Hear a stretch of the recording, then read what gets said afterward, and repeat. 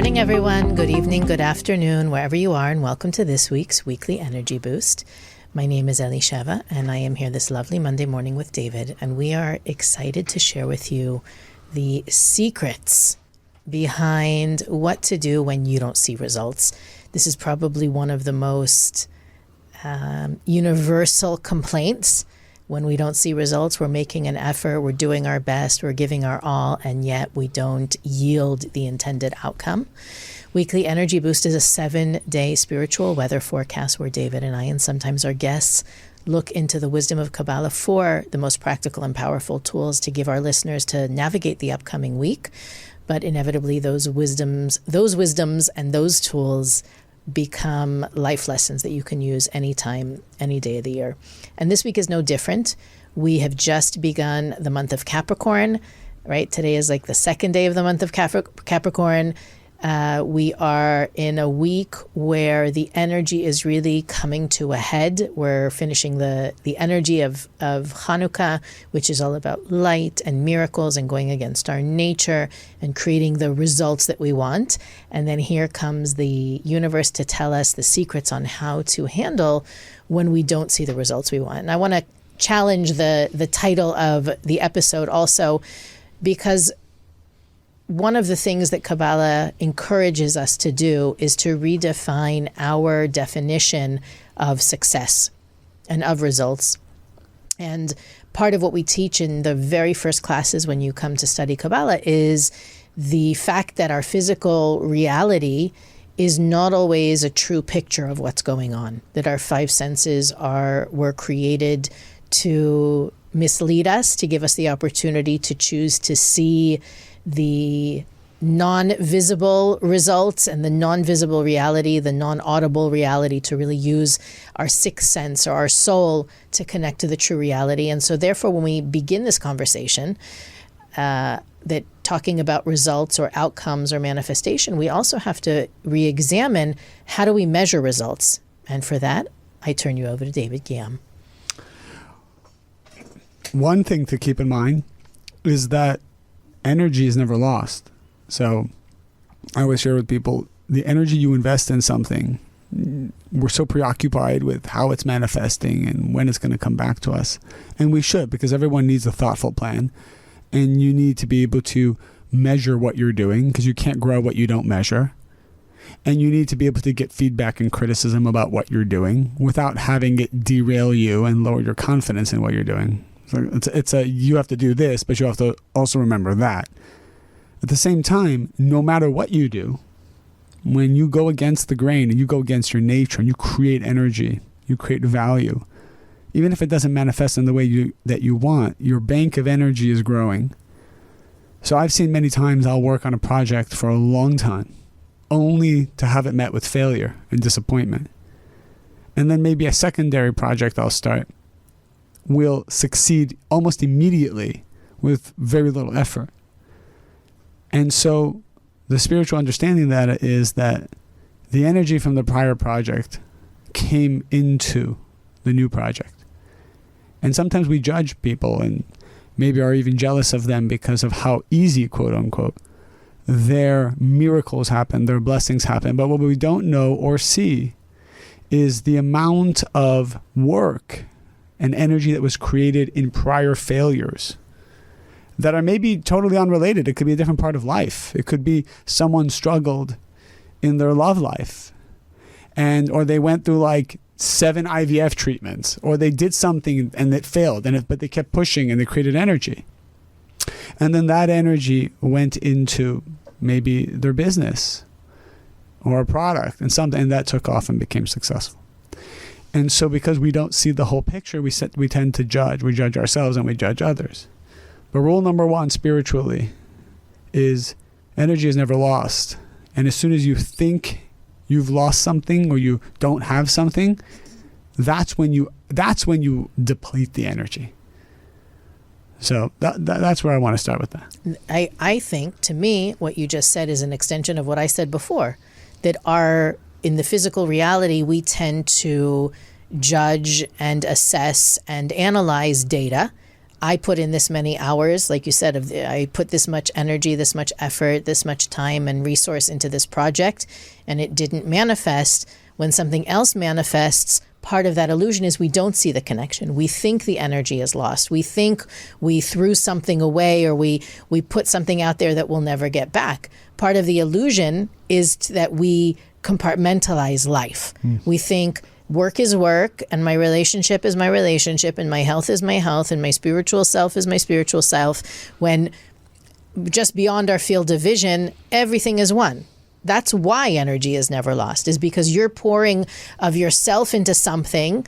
You think it's something, you think it's a project or a relationship or any kind of endeavor, and you think it's about that.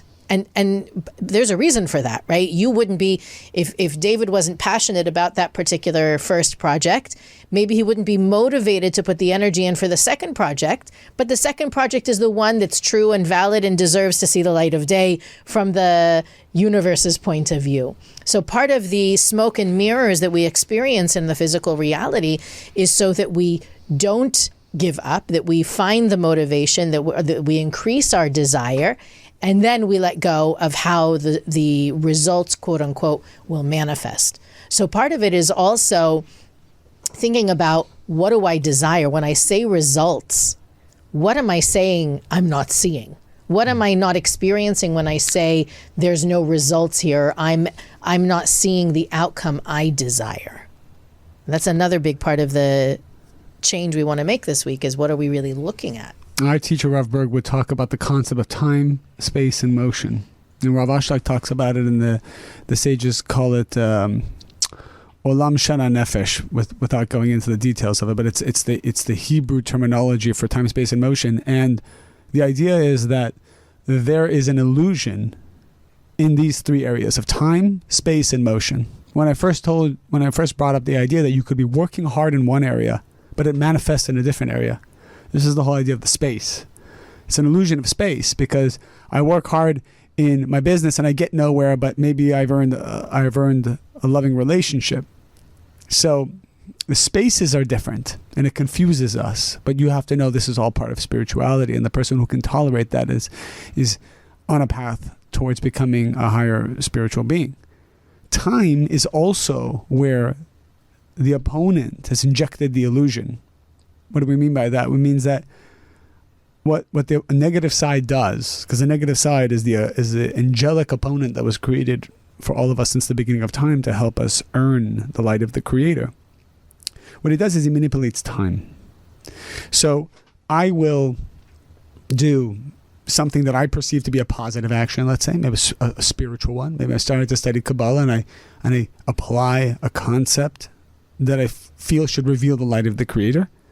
And immediately afterwards, I'll experience something negative, like a car accident, or I'll get horrible news about something, or even just a parking ticket. Something to confuse me about the fact that, hey, just 10 minutes ago, I did something positive and I'm rewarded with this negative thing.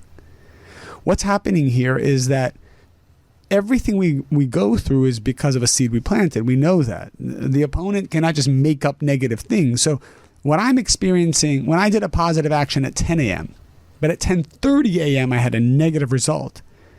That negative result at 10:30 a.m. was a result of something, a negative seed I planted 3 years ago, perhaps. Maybe I responded from a place of lack to something towards a friend, or I did something that I hurt someone, I put someone down, but it never manifested until 10:30 a.m. today. But what the opponent did is he matched it exactly at a time where you did something positive to confuse you. And so this is what happened. And this is why we perceive other people who are very successful, but they do negative things, and we're saying, hey, what's going on? The opponent is just toying with time to confuse all of us. And so the only way to combat that, number one, it says when you have certainty, you neutralize time. So a person who has certainty, constant certainty in the light of the Creator, certainty that everything is good, certainty that everything will be good, certainty that just there's no negativity. What you do is you condense time, and so it shuts out the opponent from creating those illusions. And that's why things manifest quicker when people have certainty. But also, it's to realize that let me just keep planting positive seeds despite how I feel, despite what it looks like, despite all of it. Just keep to the routine and optimize the routine. Oh, but it's not working. Keep doing it and optimize it. Keep doing it and optimize it. Keep planting the seeds. The problem is we just don't feel like it anymore. And when you don't feel like it, then because we all feel we need results to motivate us. So screw the results. Forget about the results. Just be the person who plants the seeds and puts in the practice and puts in the work and chops the wood. Just keep chopping the wood. Eventually you're going to get what you want.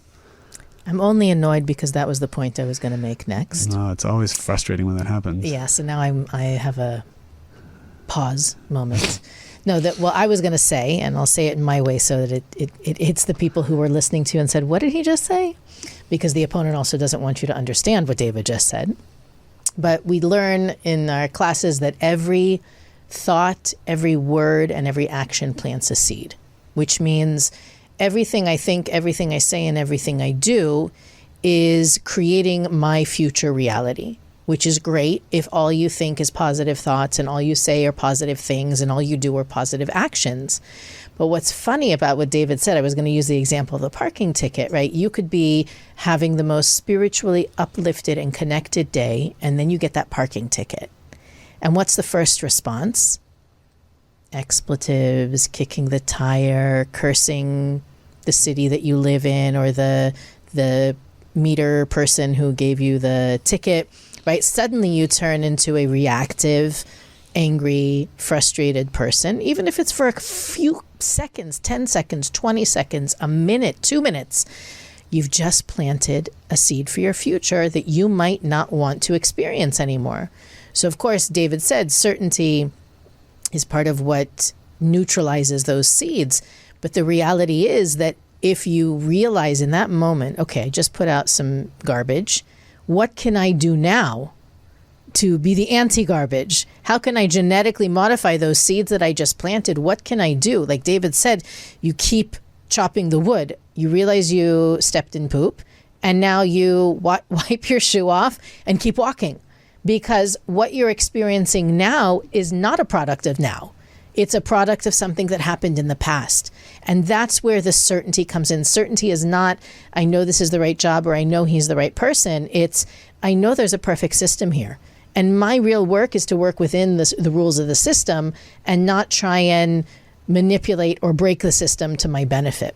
So the whole idea of even looking for results, the best place to look, and I'm going to put the more air quotes around the word look, the best place to look for results is actually in how you feel. And I know that's going to upset a lot of people who are putting a lot of hard work and energy into something very noble and valid and important. Honestly, the best measure of your growth and the utility is not the right word, the fertility of what you're doing, right? If your energy is going somewhere, is actually how you feel about it. And the whole wisdom of Kabbalah is really there to support us to improve our experience, not only of life, but of ourselves, right? If you have everything you want in the physical reality, but you're a miserable and depressed human being, those are not good results. The results are really in your well-being, in your mental state, in your consciousness, in your attitude, in the energy that people feel from you, in the energy that you feel yourself. And yes, everybody has an off day. Everybody has an off hour. Everybody has moments that they wish they could rewrite and take back. But that idea that the real results is in how you experience what you experience. You could be seeing the same, for many of us, we work the same job, we live in the same house with the same family in the same city, and a lot of the physical details don't vary from day to day, week to week, month to month. So how do you even know that you're doing good? It's about how you feel and how you're changing the way that you relate. When I say changing, of course, I mean improving. How are we improving the way that we relate to the people in our lives, to the projects in our lives, to the to-do list that we have? That's where to look for the results. If you can look back a year from now, and we hear this all the time from listeners, people say, "Oh, I've been binging your show for the last 3 months, and I can't even believe the things I'm doing or saying. I've grown so much. That's the measure. The fact that your paycheck stays the same or the pollution in your city is the same, it doesn't mean you're failing. The real measure of success is your personal transformation. And I feel like we don't spend, when it comes to talking about results, which is, by the way, a very Capricornian thing. Capricorns, raise your hand if you're a Capricorn. We love you. You're amazing. And according to Kabbalah, if a Capricorn, nobody has greater prophetic abilities than a spiritual Capricorn. They are the most intuitive of the signs if they become spiritual. But that's the key, is that it's so hard for them to not look at results, to not look at the data, to not use the statistics, to not measure success by some metric. So if we're able to detach from that in this month, that's one of the reasons we learn about it, is now by learning this, you realize that part of every single human being's spiritual work in this month is to detach from the compulsion or the obsession to look for results. The rest of the year, it won't be as hard. If we can break those chains when the chains are tightest, it's a lot easier afterwards. So as we all go into this coming week, and of course the month in general, being compelled to be a little bit more Capricorn, let's observe the way the universe puts those opportunities in front of us, and let's observe how we change our relationship with results, that we realize that the real result is me changing, not my circumstances changing. I love that. One more thing that we can add. How much time do we have? A minute here? 14 minutes. Oh, that's minimum. Oh, minimum. Minimum 14 minutes, David. The audience has spoken. Alicia knows how I like to keep it tight. So the other concept that I want to talk about with this week's energy is, on one hand, we say you have to feel good. On the other hand, we say don't worry about your feelings. I think this is something that people always ask us about. And it's a contradictory statement, which means there's a great secret to it. Because everything that is of the path of the light of the Creator means you take two opposing contradictions and you unite them into a balanced point, which the logical mind doesn't fully understand, but the spiritual mind does. So, one of the ways to solve this, one way, is to realize that the reason why we don't feel good often is because we've trained ourselves only to feel good when we get something new. Okay? And so this release of dopamine is something that we've trained ourselves and we want it over and over and over again. Rather, to realize that there are things that we're doing every day that might not be new, that might even be routine. And we're not fully extracting the pleasure from them. And because we're not, we're only maybe connecting to a few % of the energy of the things that we do, creating a 97% lack inside of us that we feel we can only fulfill by having something new and exciting. So, for example, a person might have the routine of having a coffee every day. Maybe you make your own coffee. Maybe you make your own espresso or latte or whatever. And when the routine becomes mundane, you don't feel the energy as much, so you look for something new. However, to take the time and to go deeper into the things that you do, to talk with the things that you do, to connect with them, and to extract more and more energy and fulfillment from the things that you do. So, for example, if I'm holding here this cup, this latte, it's an almond milk latte I made this morning. I make it in my house now. And I find myself just kind of like, doing the whole knobs and machine, and I'm but my mind's somewhere else. I would take a moment to actually, and it sounds, I hesitate to give this lesson usually because it sounds so cheesy and mundane, but it works. And so we need to use it, which is to really talk to the machine, talk to the beans, talk to the milk, talk to the Creator for the fact that the Creator is in those things, to realize it, to have consciousness about it. And Michael Berg gave this lesson once, I think it was over a decade ago. He said that even when you turn the doorknob to leave a room, you should visualize and meditate that the light of the Creator is in the doorknob. And when you do that, you activate the light in the doorknob. You activate energy in things, because energy exists only when we start to think about it. That's how powerful our mind is, and it remains dormant until you're conscious of it. It's kind of like that whole idea. Well, what's the whole like tree in a forest? If you're there, if a tree falls in the forest and there's no one there to hear it, did it make a sound? There you go. And so Kabbalistically, the answer would be no. Kabbalistically, because until you observe it, it doesn't exist. By the way, science supports that as well. Science supports it. Science supports it, and there's evidence of that, and the whole wave particle idea. So when we are conscious of something, we activate its power. And when we're unconscious of it, we don't activate its power, and as a result, we feel unfulfilled, and as a result, we look for fulfillment in other cheap ways. And so this is something to keep in mind around results. We're thinking about results. And when we hear the word results, we're thinking of something that's waiting for us at the end. And oftentimes, spiritually, our soul will not reward us with a result so as to not train us to be dependent on results. I want to say that again. Our soul, i.e. the Creator, will not reward us with results for fear that we become dependent on results as our source of energy. And just like everything in life, when you can show you're a big boy and you got your big boy pants on, and that you're mature about how you deal with energy and fulfillment, and you can basically say, hey, with or without the result, it's not going to change me. That's how you get the result. We had a holiday party at our company, and so everyone had to share. It's such a great story. I just want to share it as many times as I can. So every employee had to share like something that like positive happened to them in the year, or something like that. So one person from customer care, okay, says, oh, well, I didn't really share this with anybody, but 3 months ago I won the lottery. $1.5 million. Oh my gosh. He's like, but it didn't change anything. I didn't quit my job. I'm going to be here forever. I'm not going to change it. And he said nothing changed. Wow. He just went to the next day. I love that. Such a great, I mean, there's a lot of secrets to this, obviously. Didn't have time to grill him on it, but one, the fact that he didn't really share it with anybody.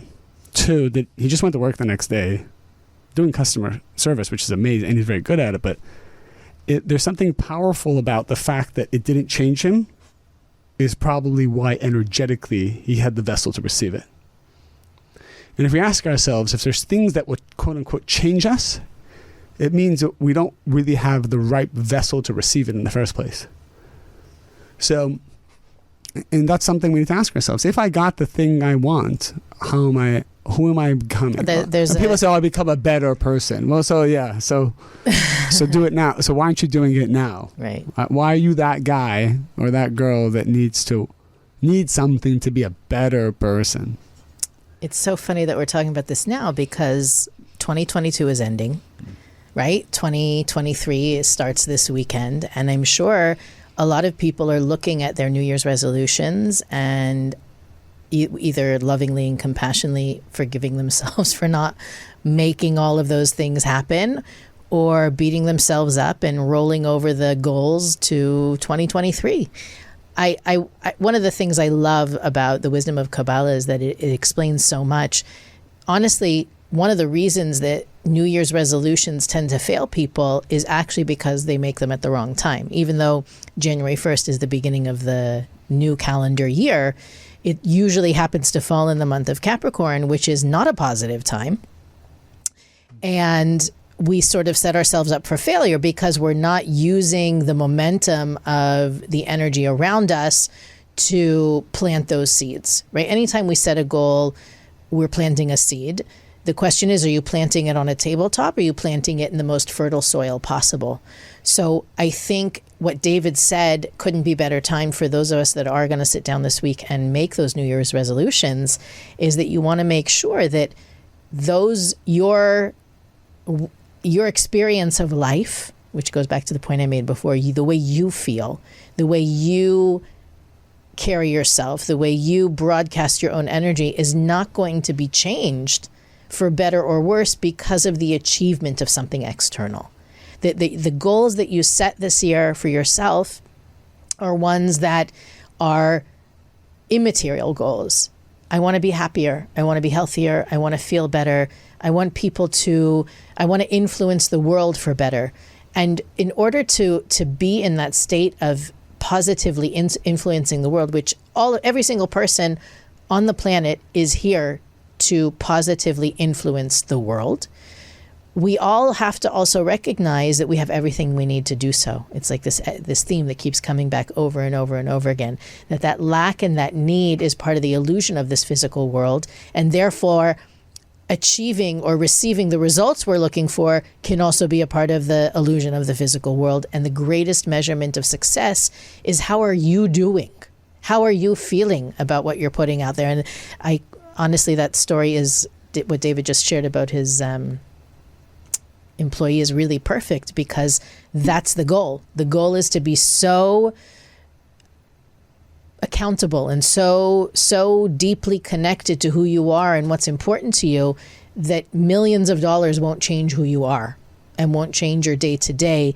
I'm sure he feels a little bit safer, a little bit more comfortable, maybe bought himself something that he's been thinking about, but even buying that thing didn't change him, right? He was probably already a generous person, and it's only going to allow him to be more generous. So let's see if we can use that mentality, I'm going to call it, that vibe to shift into 2023. I'm sure we're all looking back at 2022 thinking, what the heck happened? Where did that go? What was I doing? What was I thinking? It's kind of a blur at this point, knowing that the coming year, even though that's one of the funny things about January 1st is, even though energetically there's no big shift there, because we all look at it as a new something, it does carry with it that potentiality of being a new chapter, a new beginning. So let's put that energy out there. In setting our goals, let's reaffirm both to ourselves and to the universe, we're not doing it so that those things will change us. We can be those things now. And what are those things, those qualities that we want to embody this year? And it's okay to have the physical goals also. It's okay to ask for the pay raise, or to invest in something, or to create something new and desire it to manifest, especially when you believe it's for the greater good of everyone, not only you. But recognizing that the creation of anything physical is really just the stage upon which we're here to create the internal change and transformation for which we were born. Last words? Beautiful. Final thought. Final summary of what we talked about and the energy that we can take for this week. The idea that time, space, and motion, we don't fall into the illusion of when things happen, how they happen, and how sometimes they're often confused with positive results happening after negative seeds, and vice versa. Just rise above that. That's what we say, to live in the 99% world. And the tree of life means that I don't make decisions necessarily based on the reactive things that happen day to day. I'm not a spiritual day trader. I'm a long-term investor. And people who stay the long haul after 20 years in the equities market, there is a 100% chance that you're going to be up, as opposed to day trading. You might as well go to a casino, have the same odds. So rise above. Do not fall into the trap of needing results. Realize that any energy you put forward goes into the bank of your spiritual light and will manifest in some way, somehow, in some area of your life. Love that. Thank you. Thank you, David, for being here this morning. Thank you for listening to the Weekly Energy Boost. We are available on all podcast platforms, YouTube, Spotify. Spotify is a podcast platform. I digress. YouTube, Instagram, and Facebook. We also have a website, weeklyenergyboost.com, where you can send us a message, look at our archives, see the things and people that we think are interesting, as well as click the donate button and support Weekly Energy Boost. We really appreciate the outpouring of love we've received, and encourage you guys to continue not only to share with us financially to support us, but also to share the podcast. We've reached so many more thousands upon thousands of listeners this year, all because of you sharing the goodness. And we encourage you to continue to do so. And we'll see you next week on the Weekly Energy Boost.